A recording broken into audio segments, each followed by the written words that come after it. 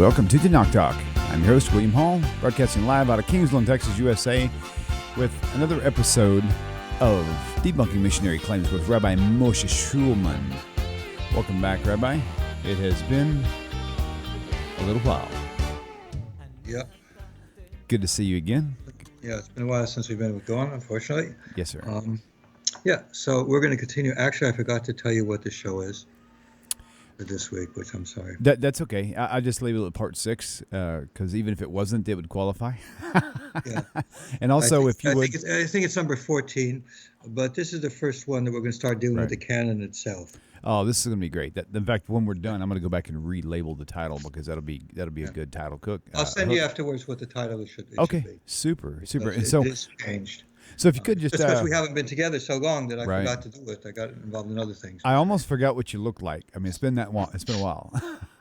So do us a favor, just kind of do a quick recap of the last show or last handful of shows since we're actually getting. I'm not going to do everything, but I am going to do the points that are important to remember. Yeah. That's cool. That just a basic recap of important things. And since we're going to start on technically a new area now on the canon, So this week we're going to actually start doing with the canon itself, starting to discuss the earliest canons that came about and how they were actually chosen.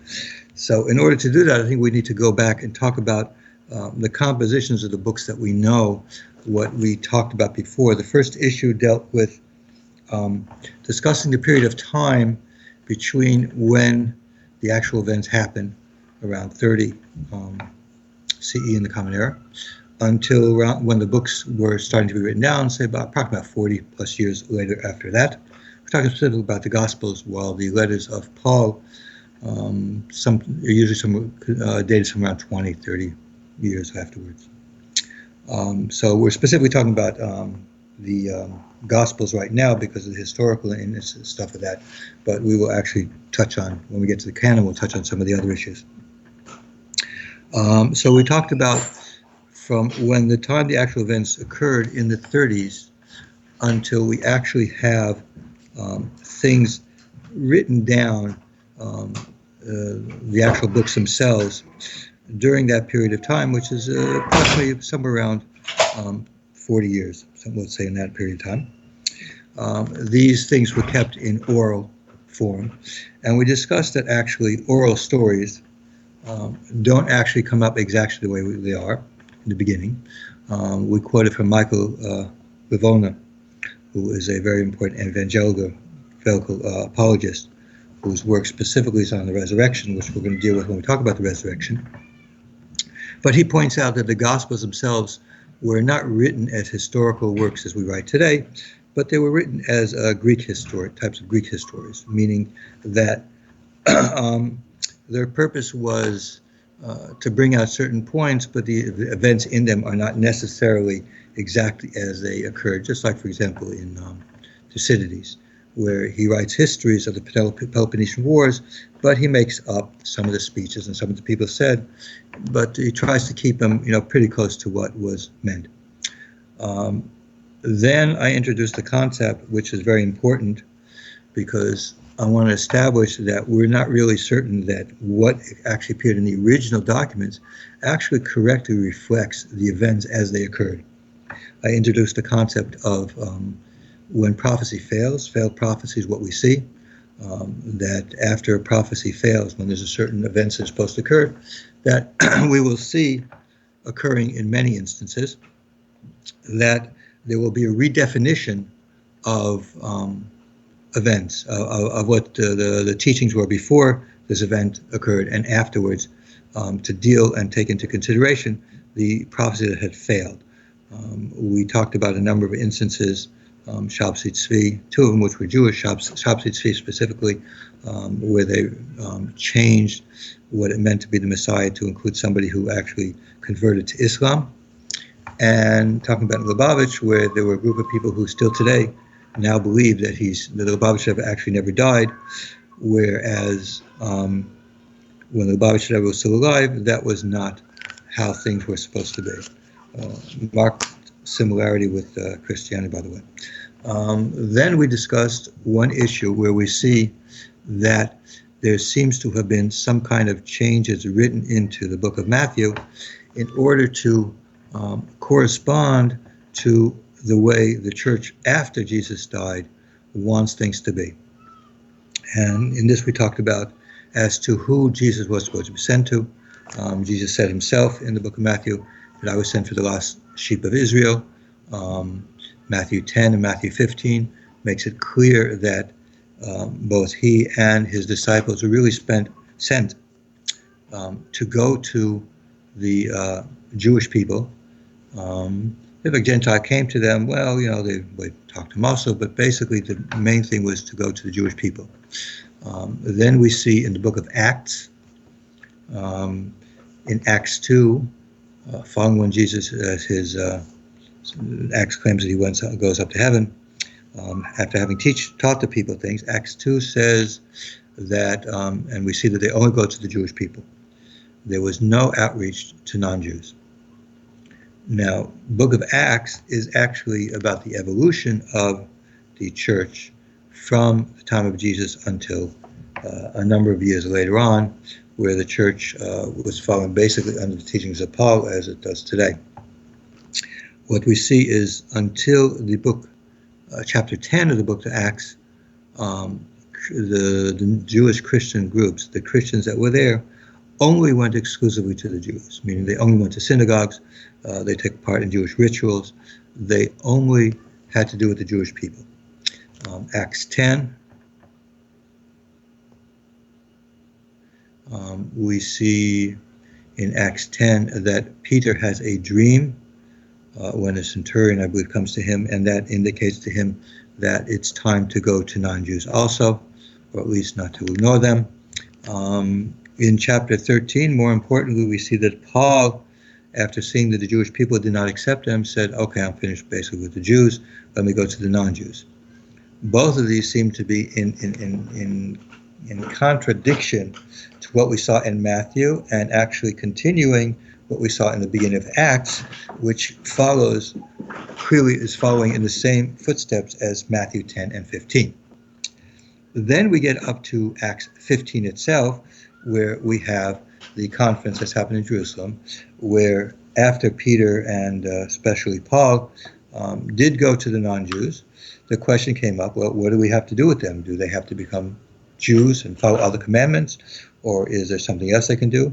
The decision was, of course, made that they should do, they don't have to keep all the commandments, but they should keep, certain things other than that.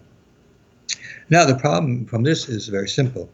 Acts 1 makes it quite clear that Jesus was teaching them before he makes his ascension. So it appears that one of the things that Jesus did not teach them is that they should go to non-Jews. And if non-Jews can't, they didn't tell them what's supposed to do with non-Jews. The problem with this, of course, is Matthew has the Great Commission in Matthew 28. Now, if it was a case that the Great Commission exists in Matthew 28, and we see the 28 afterwards, Jesus sees them, and especially in the beginning of Acts, where Jesus is actually talking and teaching to them, it would not be possible for Acts 15 to be as it is. Even if they spent a little bit of time just going to the Jewish people and not going to the non-Jews, still Acts 15 wouldn't make sense, because any Jewish person who's being told by Jesus that you have to do something with non-Jews would immediately ask, well, what do they have to do with the mitzvahs, the commandments, since Jewish life is basically based around doing various commandments from the Bible, the Torah. That indicates to us clearly that Matthew 28, the Great Commission, probably did not occur, because it goes against the historical line that we see from Matthew 10:15, where it's only for the Jewish people, to Acts 1, where Jesus is talking to them and teaching them, Acts 2 through 9, basically, where they're continuing to follow Matthew 10 and 15, going only to the Jews. Acts 10, where we see the first inkling of a change with Peter having a dream. Acts 13, where Paul now sees he's fed up with the Jews. He doesn't get a message. He doesn't say Jesus told him. He says he's fed up with the Jews. He goes to the non-Jews. In Acts 15, they come together and say, well, what do we do? We now have non-Jews are coming to us. Where could this is we see a progression here. We don't see any appeals to Jesus in Acts 15. We don't see any appeals to Jesus in Acts 13. We don't even see appeals for Jesus' Great Commission, Acts 10. So how can we say that the events of the Matthew 28 being the Great Commission actually occurred? So that's an instance of what I'm trying to say is that even before these books were written, there was revisionism going in. There were things written into it that we have to realize that these are post-prophecy failure revisions to what the actual mission of Jesus was. The actual mission of Jesus when he was alive was for the Jewish people. After he died, and the group is basically not taking off very much, they go to the non-Jews. Acts 15 tells how they're supposed to do it, and the rest of the book of Acts is taken with Paul's travels and stuff like that, where we see actually he's going to the non-Jews. So that's one section. That would take us up from the events of 30 in the Common Era, Jesus' life and death, to the first writing of any of these books, which will become our canon later on.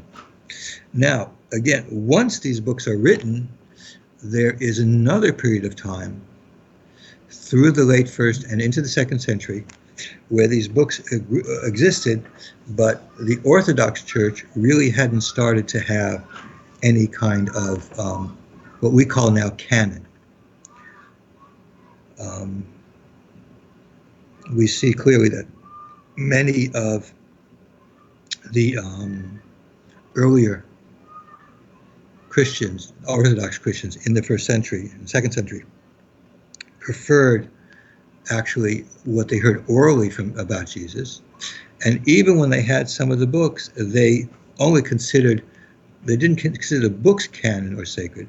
They just considered the words in them from Jesus. So if it said in the book of Matthew, Jesus said X, they would value the word as being from Jesus, being scripture, but it didn't really accept at that time yet that the books that would become the New Testament were scripture. So we follow that through the second century until we get Irenaeus at the end of the second century, 170-180. And what we basically saw here was there as a progression of acceptance, and until we get to see that the Gospels themselves are seen by Irenaeus as a collection, there's only supposed to be 4 and nothing more. So that leads us to where we are now. The next issues we want to deal with is why particular books made it to the canon, what are the particular criteria used, and this criteria actually deals mostly at the end, not so much now, but it's sort of a benchmark, and it's something I think that was used, but not really so much satisfied until the end. And then we're going to look at the various instances of canons that we know of. These include formally canonized, and also where we see various people in their writings refer to various books as being, in the sense of being scripture. So this will probably take us actually 2 sessions. I don't really think we will be able to finish everything in the canon by then. Right. But we'll try and see what we can. Okay, let's start here. Okay, why were these books that we have for the New Testament chosen and accepted to be canon? What's the reason for it? One reason it wasn't is there wasn't a direct revelation from God saying these are the books that are in and these are the books that are not. There were people who were supposedly had the Holy Spirit who's had some books and had different books. As we'll see, there were different canons, and some things they rejected, some things not.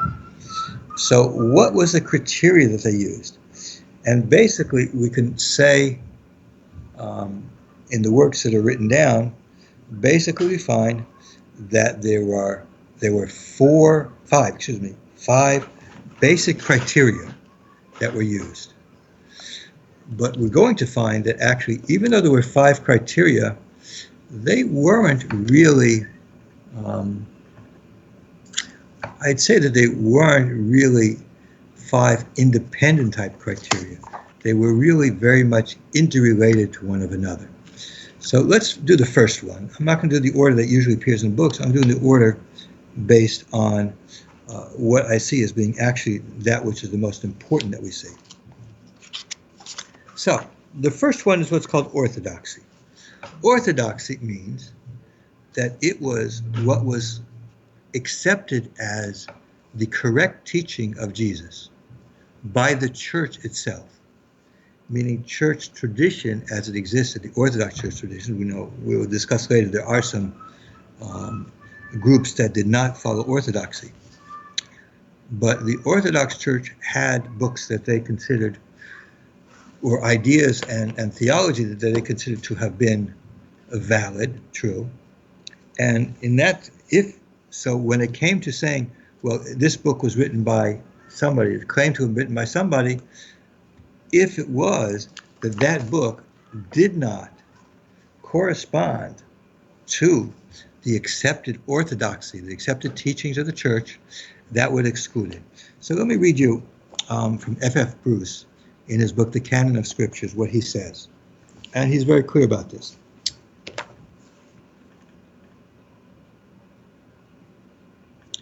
He says here, by orthodoxy they meant the apostolic faith, the faith set forth in the undoubted apostolic writings and maintained in the churches which had been found by the apostles. Now by this he means what we would call the Orthodox churches.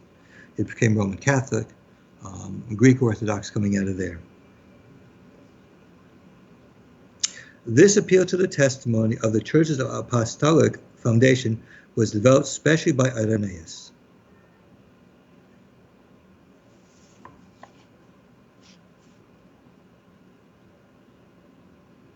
And he says a little bit further on, when previously unknown gospels or acts began to circulate under the authority of apostolic names, the most important question to ask about any one of them was, what does it teach about the person and work of Christ? Now, we have to think about this a second. What he's saying here is like this. We get a book here, and let it say it's the gospel of, I don't know, Andrew. I don't think there is a gospel of Andrew, but let's say the gospel of Andrew. Okay? They would look at it. So the first thing they would look at is, what does it say about Jesus? What does it say about Christ? Okay? Does it maintain the apostolic witness to him as a historical Jesus of Nazareth, crucified and raised from the dead, divinely exalted as Lord over all? Does that book say exactly what the church says orthodoxy is? The logic being, as orthodoxy is exactly what God wants, so if this was really written by the apostle, then obviously he would do and have an orthodox belief, just like the Orthodox Church says it's supposed to be. And if it doesn't, then we know it wasn't written by the apostle. I think if you're listening carefully, it's very circular. I mean, if you're interested in something written by apostle and you judge whether it's by apostle, it's orthodoxy, well, where does orthodoxy come from? Doesn't orthodoxy come from the text written by apostles? But you're now saying that you only accept it as written by apostles if it corresponds to orthodoxy, and you go around and around and around in a circle. It's written, you accept it, this is written by an apostle. Why do you accept it by apostle? Because it's orthodox. How do you know it's orthodox? Because it's supposed to be based on what the apostles say. How do you know it's apostles? Because it goes orthodox. You go around and around and around, circular in a circle. That is technically known as circular reasoning. Okay? Now, F.F. Bruce brings a good example here of a work which actually was rejected because of this reason. So don't read it by itself. A good example of the application of this text is provided by the case of Bishop Serapion. Serapion was one of the bishops. I don't remember what city it was. Might say. And the Gospel of Peter. Gospel of Peter is a very interesting gospel. It, by the way, is my favorite gospel of all the ones that I've seen. Why? Because it's the only one that gives you a detailed description of the resurrection. What happened is the apostles come to the tomb, and Jesus is still in there with the 2 angels. So what happens is Jesus comes out, and it's not just Jesus. there's a huge cross also, huge cross. And the cross is talking. So they ask about Jesus, the talking cross. And the talking cross says that he's raised from the dead, and he's gonna. I love it. The talking cross is by me really, really great. I'm really a pushover for these kinds of things. Okay. So again, why this was a gospel that was said to have come from Peter. It tells a little bit more about the resurrection there that other ones don't have. When Serapion found that this document was being read in the church of Eleusis, I think the Eleusis is Anatolia, I think Turkey, I'm not really sure, he was not greatly disturbed. Why wasn't he greatly disturbed? Because it was called the Gospel of Peter. He assumed that if Peter wrote it, the tradition said Peter wrote it, so obviously Peter wrote it. And if Peter wrote it, it's kosher, so it's not a problem. However, he certainly did not examine its style and vocabulary. He didn't do what modern scholars do, checking. This is especially a reference to what is done with the works of ascribed to Paul, which we will discuss sometime later what scholars say about that. As Dionysius of Alexandria might have done, to see if its claim to be the work of Peter or a product of this apostolic age was well-founded or not. So he accepted it because it said it was the Gospel of Peter. Well, that tells you one thing you should know. If a work was written and made the claim that it was written by one of the apostles, somebody was going to accept it. Even if it was a forgery, or we would later find out that it was a forgery, they would accept it because it was written by an apostle. So how would it be excluded? It was orthodox or not. But when he discovered that its account of the Lord's death was tinged with Docetism, Docetism is a belief. In Christian theology, there is a belief in the incarnation. Now, the question is, was Jesus a fully human or a fully God, or just, the incarnation means there's some like a dwelling of it, like the soul in the body, where the soul leaves the body and the body stays. They're like separate things totally, not that it's part of it. Whereas the Orthodox tradition developed the idea that actually the incarnation means that there was incarnated a divine nature in addition to the human nature that Jesus had. When we get to the Trinity, don't worry about it now if you don't fully understand that. When we do get to the Trinity incarnation, discuss about it, I'm going to explain it much more in depth. It's going to take a little while to explain it because these ideas, concepts are a little bit difficult, especially since they don't really follow directly from anything in the text. So what happened is they thought it was docetic. It implies that he did not really suffer, meaning that like the soul is in the body, but is unaffected from the body itself. So the incarnation in Jesus is unaffected. Whereas if being the nature, God nature and human nature, that really is directly affecting God. It has to do with their psychology and stuff like that. Then he decided that he ought to pay the Church of Eleusis a pastoral visit to make sure that it had not been led astray by this heterodox teaching. So he went to the church. After reading it, he decided, since the teaching there was not orthodox, did not correspond to what the Orthodox Church had accepted as being what the actual apostles had taught, it was rejected.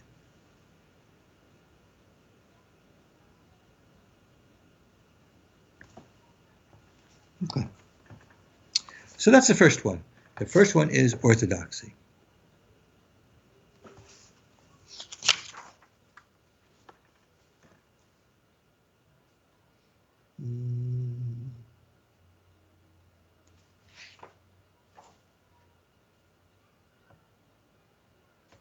Okay. Next, there is a second one, which we sort of alluded to, but I'm going to go to it now. And that was apostolic authority. What does this mean?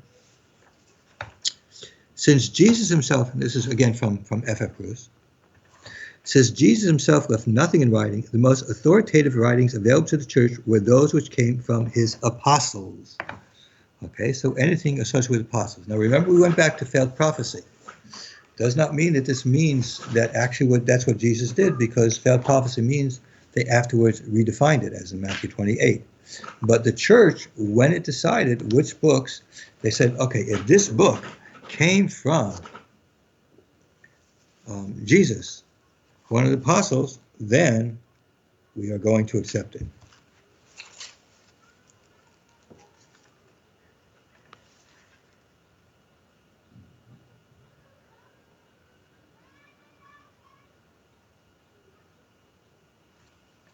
Now, in MacDonald, in his book, The Formation of the Christian Biblical Canon, he discusses this a little bit more and says a little bit more on this, which I think is good to look at. In its most basic form, this meant that the faith received by the apostles from the Lord was passed on to the leaders of the church. Now, again, the assumption here is that the apostles, or those books that were supposed by the apostles, Matthew, Mark, Luke, and John, that what is written there actually reflects what Jesus taught. But as we saw before, Jesus taught to go to the lost sheep of Israel, and yet in Acts we see they eventually evolve to taking it out to non-Jews also. So there is no certainty about that. But again, this is where they say it. This apostolic deposit, he claims, became the core of the authoritative New Testament literature and determined the formation of the canon of these writings. He maintains that this was true even though the early church did not possess the critical historical equipment to define the canon quickly, uniformly, or exactly, but it gradually succeeded in its isolated works. So again, apostolicity meant that the early church decided that these were from the early writers. Now let's go back to F.F. Bruce.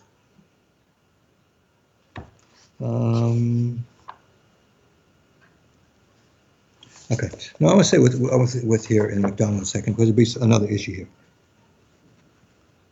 So here he's going to bring the problems with this, and we're going to see here. I want to go to Bruce's afterwards because he talks about the book of Hebrews, which is very important to our understanding of as to why we don't accept that the Holy Spirit has anywhere involved whatsoever with the decision of what's in the canon. But let's see what it says here. The problem of the criteria of apostolicity presents for the canonical studies is most pronounced in an age in which historical critical methods of assessment enable the scholar to question whether most of the literature of the New Testament was in fact written by the apostles.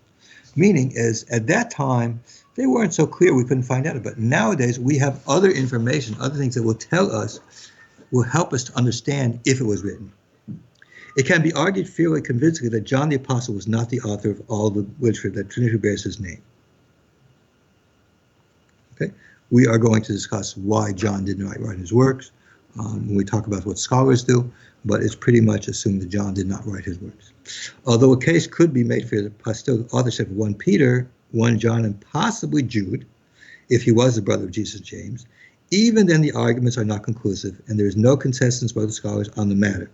No one believes today, nor did everyone believe quite early in the history of the church, that Paul or any apostle wrote the book of Hebrews. Okay? Now, Hebrews, by the way, was included because it was assumed it was written by Paul. Again, there are strong questions about Paul's authorship of Ephesians, Colossians, 2 Thessalonians, and especially the pastoral epistles. That's 1 and 2 Timothy and Titus, which we'll discuss even more in depth. Even though some authentic Pauline traditions may be carried on in them, for example, 2 Timothy 4, 6 to 7 portray Paul's death, 2 Timothy 1:15 depicting all the churches in Asia turning against Paul, are likely to be accurate effects of Paul's words. So what he brings here is that, number one, they did not have the ability to know, is that actually written by the person who's claimed to be written by? I mean, did they know? And we'll discuss the special things of other things. Now, F.F. Bruce discusses again the issue with respect to the book of Hebrews.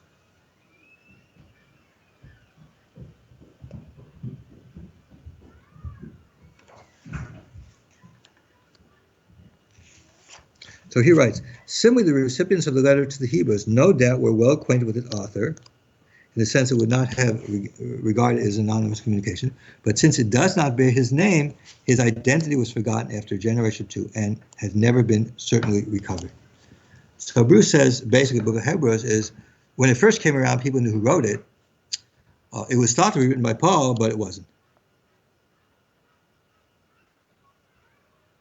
From the 2nd century onward, 2 of the 4 Gospels were ascribed to apostles, to Matthew and John. Whether Marcion knew of this description or not, we cannot say. We'll discuss Marcion very shortly. But if he did, that in itself would have deprived them of all Christian authority in his eyes. These 2 men belonged to the group which he believed corrupted the pure message of Jesus. An eccentric churchman from like Gaius of Rome might attribute the 4th Gospel to Cerinthus, but the views of eccentric churchmen have never disturbed general consensus. Okay, this is basically as to who wrote the code. We're going to deal with that much later. Another point that he brings here is the book of Hebrews, and he talks about this really important. And that is, the fortunes of the letter to the Hebrews provide a further example of the importance attached to his apostolic authority, if not authorship. Those who, like the Church of Alexandria, accepted this letter as the work of Paul, recognized it without more ado as canonical. So again, you accepted it from Paul, it became automatically canonical. If someone with a critical faculty, like Origen, realized that as it stood, this document was not Paul's work, a way around this offered itself. The Greek text indeed was not Paul's, perhaps it was Luke's, but a Hebrew work of Paul lay behind it. So they claimed that it was a Hebrew original. An even better developed critical faculty might have indicated that Hebrews was not written in translation Greek. Those who, like well-informed members of the Roman Church, knew that the work was not Paul's, esteemed it highly as an edifying document handed down from the early age of the Church, but did not accept it as apostolic. What this means is very interesting. There were works that were very highly valued, which were not considered canon. Like, for example, one's called The Shepherd of Hermes, which we're going to run into more often. That was a work written. They knew who wrote it. The doctrines within it were considered very important. They could teach from, but was not considered canon. When at last, in the 4th century, the Church of Rome was persuaded to fall into line with the other churches to recognize Hebrews as canonical, a natural tendency followed to treat it as Pauline also. But Pauline was a qualification. As it says here, we read it, this is a quote, "I am moved rather by the prestige of the Eastern churches," said Augustine, "to include this epistle too among the canonical writings."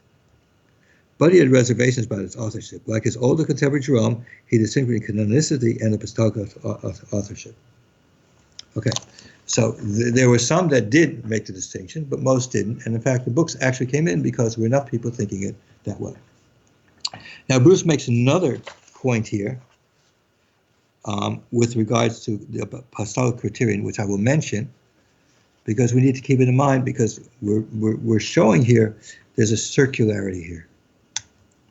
2 aspects of the apostolic criterion were themselves used as subsidiary criteria, antiquity and orthodoxy. So if a writing was old and ascribed to one of the apostles, if it was orthodox, it was in. But again, this becomes circular. Again, orthodoxy and apostolicity, orthodoxy and antiquity, these all go around. The bottom line is if it's orthodox, they would allow it. And what that basically means to say, if you think about it, if this work that we're looking at conforms to what we believe Jesus had to have said, then we accept it. However, if it doesn't, then we don't. Okay, now let's continue. The third one that we're going to talk about is what we just mentioned, antiquity, meaning old. If this was known to be more recent, for example, it was written in the 2nd century or something like that they knew it was written in the 2nd century, then they would be more likely to reject it. If it was written in the 1st century, if it was far enough back, and it had antiquity, then they would accept it. Okay, so Antiquity. Let's see what F.F. Bruce says on this. 237 here. Let me see what he's got here.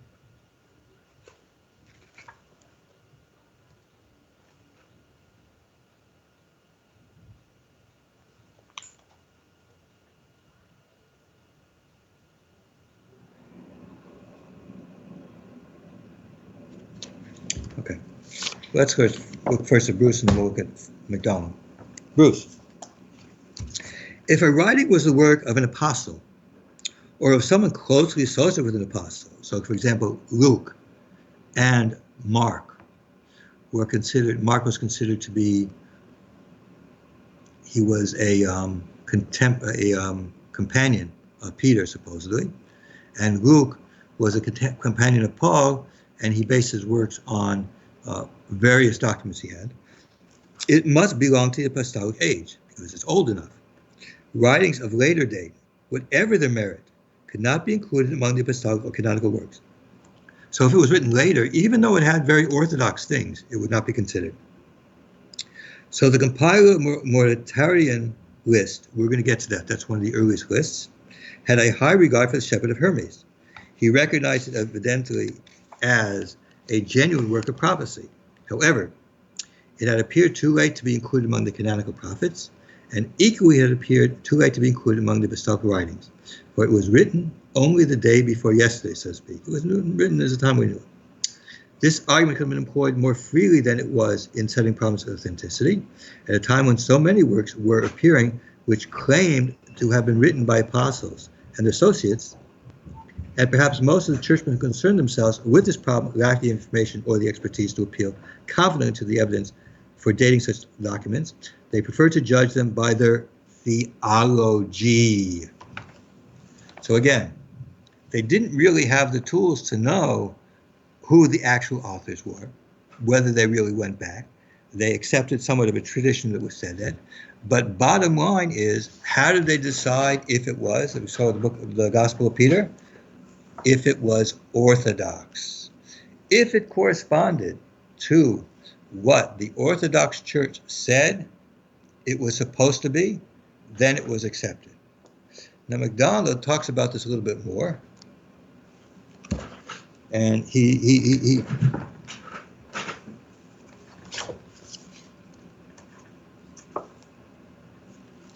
talks about the problem that is associated with it. However, today's more developed critical tools of investigation have enabled biblical scholars to show fairly convincingly that some literature of the New Testament, especially 2 Peter, probably the pastorals, and possibly other literature as well, was written later than other non-canonical Christian books. Now let's think about that a second. We are able to figure out now that certain books were written after other works that were equally orthodox, but were not accepted. So, for example, later than Didache, 1 Clement, the epistles of Ignatius and Polycarp, Barnabas, Hermas, and possibly even 2 Clement. A strong argument can be made for dating some of the literature earlier than some of the canonical literature, which is enough to show that the criterion of antiquity was not as carefully applied in the patristic church as it could be today. So again, we see here, even among some evangelicals who do accept the canon, that there definitely were some issues, some problems with it. And as we pointed out here again, bottom line, when it came to any question, when there was any doubt, was this or was this not written by somebody who was an apostle or a companion of apostles, the bottom line criteria, number 1, was orthodoxy. And this again is a circular argument. Is it from an apostle? Then it has to be orthodox. But how do you know what orthodoxy is? It's got to go back to the apostles. But if it's from an apostle, it has to be orthodox. And around and around and around and around you go. Circular reasoning. Okay. Catholicity is the next one. Catholicity doesn't mean that you're a Roman Catholic. Catholic means actually universal. When somebody talks about the Holy Catholic Church, he's talking about the Holy Universal Church. The church is universal for all Catholics. The problem, of course, was that there wasn't really Catholic Church in that sense until much later. We'll find that the various heresies, the Arian heresies, they were Marcion was very popular. There were Gnostics. There were very other groups, some of them having considerable numbers, even at times maybe numbers more than what we would call the Orthodox or the Catholic Church. So Catholicity is meant in the sense of here, when we talk about Catholicity of a book, what we mean is universal in the sense that it was widely used. They found it in many different areas. It wasn't just a local book. It had a wide amount of usage. So here's what F.F. Bruce says, explaining what this means. A work which enjoyed only local recognition was not likely to be acknowledged as part of the canon of the Catholic Church. That means if they had the book of, I don't know, the book of Billy Joel, okay? And it was only read in a certain place in Hicktown. That would not have too much of a chance of being made into canon. However, if you had a gospel like Mark, which was written in one area but somehow got picked up in other areas because of various reasons picked it up, because it became Catholic, it became more universal, then it was accepted. On the other hand, a work which was acknowledged by the greater part of the Catholic Church would probably receive universal recognition sooner or later. Book of Hebrews is a very good example of that. And he brings it here. We have seen how the Roman Church ultimately consented to receive Hebrews as canonical so as not to be out of step with the rest of Orthodox Christendom. Hebrews is a perfect example of it. Hebrews had a wide following in the churches, but it had a lot of people who were correct in saying that it was written by Paul. There were people who, wide part of the churches, accepted the book of Hebrews as having been written by Paul, even though we now know, and it's acknowledged by all, pretty much, who are scholarly and evangelical, pretty much that it was not written by Paul. But so it was known that it wasn't. It's now known it wasn't Paul, but because it was Catholic and it was a lot of people held that it was written by Paul, then it was accepted.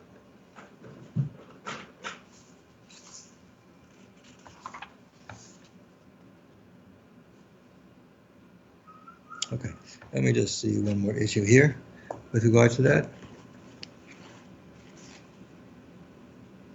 If McDonald adds anything to it.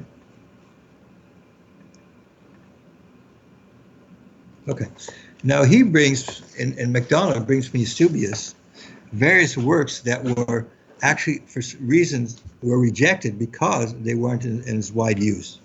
So Eusebius separated the disputed books, James, Jude, 2 Peter, 2 and 3 John, and possibly Revelation, as well as the Acts of Paul, Hermes, Apocalypse of Peter, Barnabas, Didache, for those were not recognized based on the tradition of recognition in the church. Now notice why he separates them.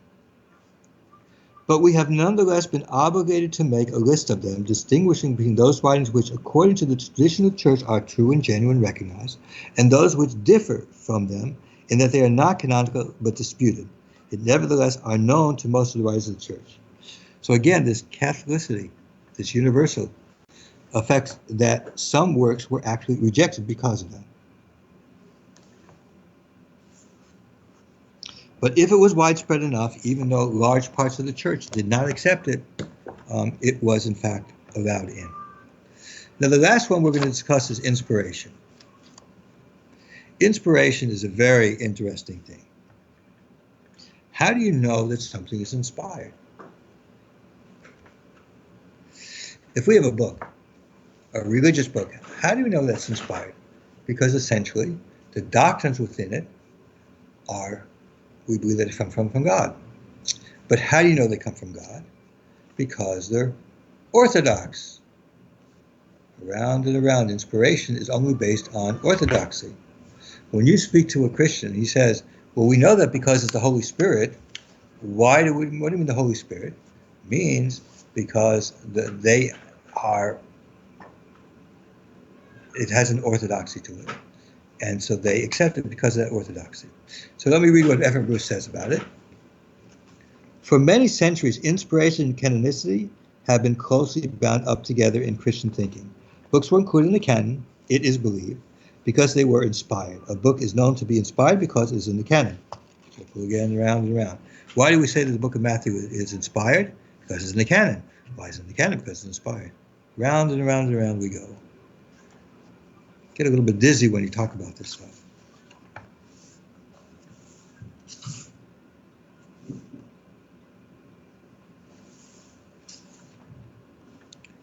Okay, let me just, one more thing in here, and we'll summarize. Okay. Now, MacDonald says this: all of the ancient church fathers believed that their canon of scripture was inspired, but inspiration in New Testament writings was not generally the basis for commending those words to the people. The exception to this is the book of Revelation, which claims prophetic inspiration when its author warns. Everyone who hears the words of the prophecy of this book, if anyone adds to them, God will add to him the plagues described in this book. And if anyone takes away from the words of the book of the prophecy, God will take away his share in the tree of life in the holy city which are described in this book. So Revelation is the only book that claims inspiration itself. If you read any other books, they don't say that.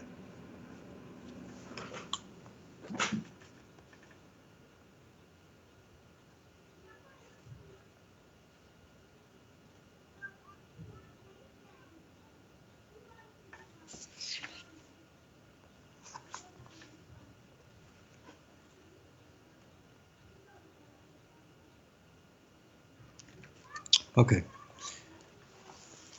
Now, MacDonald brings another point here about inspiration. There is no question the early church believed that its scriptures were inspired by God. But the biggest problem with using inspiration as a criteria for canonicity in the early church is that the canonical scriptures were not the only ancient literature that was believed to be inspired by God. The Shepherd of Hermes, for example, which has no definite reference to any Old Testament New Testament literature, employs a scriptural formula when quoting the non-canonical apocalypse of Eldad and Modad. The author writes, "The Lord is near those that turn to him, as is written in the book of Eldad and Modad, for prophecy to the people of the wilderness."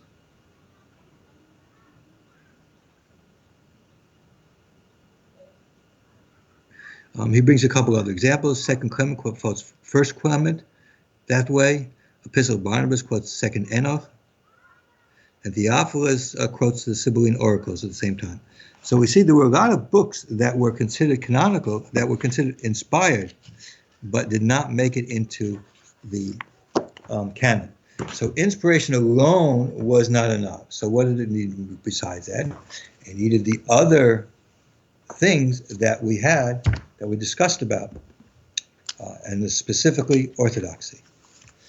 So let me summarize what we have so far.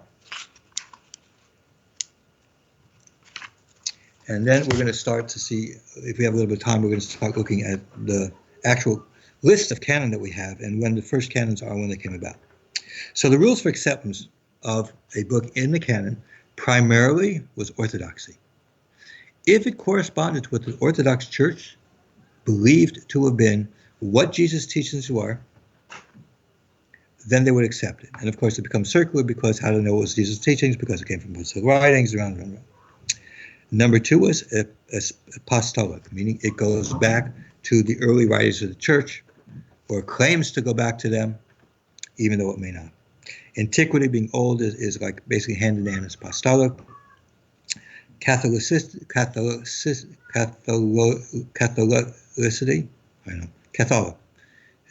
and that is universal, and inspiration. Okay. Now let's go on. I have listed here actually a total of 17 different canon organizations that I've been able to find over this period of time. Many of them are similar, maybe not. So we're going to try and do it. The first one, it's going to be a little bit long, because I don't have to explain. The first one is by Marcion. Marcion was a Gnostic. He lived in the early 2nd century. Very, very, very influential. Had a very, very large following. And he was actually the first one who made a canon. In fact, some sources actually think that because Marcion made a canon, that inspired what was going to be called the Orthodox Church, that they should try and make their own canon of their own. So what I think I want to do is, William, see if there's any questions anybody wants to take, because it's getting towards the end of the hour. And I'm not quite sure I can do it, and I'd really like to do Marcion and the Tovia and Mortanian in one sitting, because that'll give us a lot of information, a lot of basis to now deal on the other one. So it's probably better if I just leave that for next week and see if we've got any interesting questions out there. Okay. If not, we can have a minute. We can have somebody call in. All right, let's see what we got here live streaming.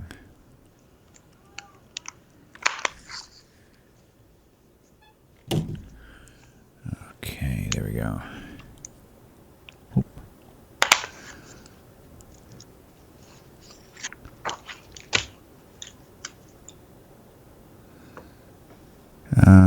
Scanning, don't see anything right off the bat. But 30 people live watching, just listening, it looks like. A lot of comments, but no questions. Okay, see if there's anybody who wants to call in. If not, then we'll call it a day. All right. A little early, but that's fine. Okay, so somebody said, Joseph says he has a question. Go ahead and ask your question, Joseph. Okay, you're going to have to read it for me because I don't have... I'll certainly do that for you. No problem.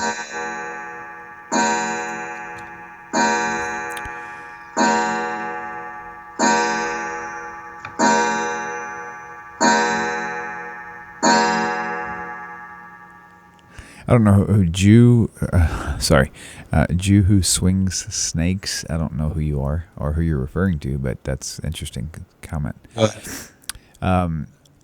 He says, Moshe, you believe in Jesus, case closed. He must be referring to a different Moshe. Yeah, it must believe it's a different Moshe. That's funny. I will actually get into the historicity of Jesus once we finish with the canon and the New Testament. And the last lecture on this will be actually an explanation, bringing together all of the little bits of information together to explain why it is that you shouldn't trust the New Testament at all, based on all the stuff that we've done until now. Okay, cool. Looks like there's actually a Moshe watching, and so he was actually talking to the other Moshe. Especially, that was kind of interesting. Okay, good deal. Joseph, I'm still looking for your question. I saw a comment that looked like it was leading to a question, but not a question in general. So if you don't want to clarify, that'd be fine.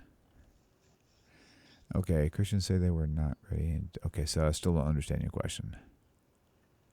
Well, why don't you read it to me, and then let me see if I can figure it out. I kind of get it, I think. He says Christians say they were not ready until Paul's dream, or till Paul dreamt. Not really sure. Yeah, okay. That has been said to me in various forms already in the comments. The problem with that is it doesn't have to do with when they're ready. It has to do when you're teaching somebody. Jesus was going to be ascending to heaven. And he said, listen, this is a doctrine, okay? Let's say this is what happened, okay? In the beginning of Acts. Jesus is still there teaching. He's saying, listen, you're supposed to go out to the non-Jews, just like it says in Matthew 28. Say Matthew 28, okay? I know I taught only to the Jews. Now it's time to go to the non-Jews also. Fine. The questions that the questions that come up in Acts 15 would have come up in Acts 1. The questions of what to do, even if they were not ready to go out, even if they were nervous about doing it, even if whatever, that is not relevant to the question of, they would have these questions to ask. The question would be, okay, when we go to them, what are we supposed to do with them?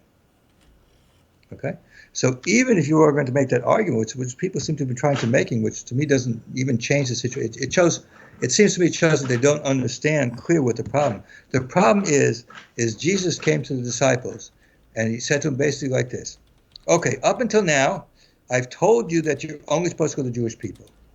But now that I've been dead and resurrected, that's going to change. Okay, you should go to the Jewish people, but I want you also that you should go to the non-Jewish people. So the first question is, what do I do with the non-Jewish people? What am I supposed to do with them if they listen to me? If they're going to listen to me, then what are they supposed to do? we're coming from, remember, Jesus and the followers, they went to the temple, they kept the commandments. I mean, Peter was eating kosher still. So they still kept the commandments in the beginning of Acts. So when Acts 1 takes place, these people are still following the Torah commandments. They're Torah observant. They went to the temple. So the question is now very simple. Okay, I'm going to the non-Jews. I'm going to tell them about you. Now, if they want to listen to you, do they have to become Jews like us? Or do they keep like half? Is it just sufficient that they go away from the idolatry and that's fine? What exactly are we supposed to do? That's the obvious questions that's going to come. And it should have been there at Acts 1. So even though you want to argue that, well, yeah, Jesus told them that they should non-Jews, but they really didn't feel up to it yet, until later they really had to decide to go away from, they wanted to still go to Jews, it doesn't change the questions that Jesus was supposed to have been asked. In fact, the things like this, if Jesus was actually giving the Great Commission, he wouldn't need to be asked. He would know by himself to tell. It would be obvious. If Jesus was telling them, listen, guys, okay, up until now it's only for the Jews only, people of Israel. Now I want you to go to non-Jews. But this is what I want you to do when you go to them, okay? They don't have to keep the whole Torah. They only have to keep these things. It's sufficient for them. They have to believe in me that I died and was resurrected, and they just have to keep these things, and that's fine. Nothing more, nothing less. Takes an extra 3 minutes, and it's obvious that's what Jesus would have taught. Coming from the background, knowing what Judaism was at that time, speaking to Jewish people who were keeping the commandments, that's what he would have had to say. So even if it took them a while until they felt confident enough to go out, that does not change the fact that Jesus should have told them. And if Jesus hadn't told them, they would have asked. That's what the point is here. Right. You just have to, sometimes you have to put yourself into a first century Jewish point of view. Person in the first century Jewish, when their relationship to God means I have to do certain things, eat kosher, go to the temple, certain other things that are involved. It's a religion which is based on things you have to do with God. Now, if Jesus was coming to say, my death and resurrection is going to be the atonement, the question is going to be, I mean, there's a whole bunch of questions that come at it. What do we have to go to the temple anymore? There are all kinds of things like that, you know. But all these things should have been asked to Jesus at that time. And if not asked to him, you know, he should have taught by himself. Any normal teacher would have done that, unless, you know, you're saying that Jesus wasn't such a good teacher, which I don't think there's too many Christians who are going to say Jesus wasn't such a good teacher. Right. Or that Jesus didn't know what's going to happen in the future. I don't think too many Christians would say Jesus didn't know what's going to happen in the future. It's just not possible for the Great Commission to have occurred. It's not possible in Acts 1 that Jesus was actually instructing them to go to non-Jews if he did not fill them in with certain information. They would need to know when they did go to them. Right, right. Yeah, very true, very true. That's been coming up around again and again in the discussions by YouTube. Right. And I keep trying to explain it in different ways. And I think the problem is that people just can't put themselves in the place of being a Jew in the first century who has been told to go to other Jews and then all of a sudden, you know, told to go to non-Jews and acting as if, well, they don't, that's fine. I'll just go and I don't even need to worry about what, not even thinking about, well, my first question is, what am I supposed to do? Right. And it's, you know. Yes, sir. That is true. Well, I'll tell you what, it's been a good episode. I'm glad we're into the canon. That's definitely going to interest a lot of people for sure. And so we'll look forward to, Hashem willing, seeing you next week, same time, same place. Right. And we will next week start going into what I guess we could call the canon lists, or the books that were considered in canon. Okay. There's going to be a lot of them. The way it looks like it's probably going to take me at least 2 weeks to do that. Okay. Very good. Very good. All right. That sounds good. Well, I sure appreciate it. Thank you, Rabbi. And thank you all for tuning in. If you enjoyed the show, be sure to click the like button, thumbs up. Make sure it'll help with the recirculation of the video when people look for it on YouTube. So, Shavuot Tov, everybody. Shavuot Tov, Rabbi. And we will see you on the other side. Take care. Shalom, shalom.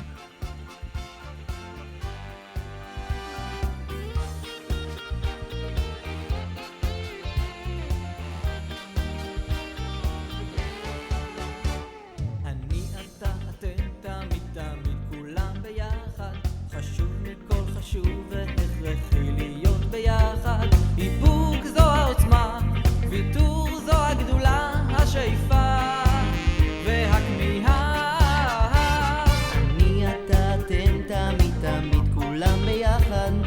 חשוב מכל חשוב והכרחי להיות ביחד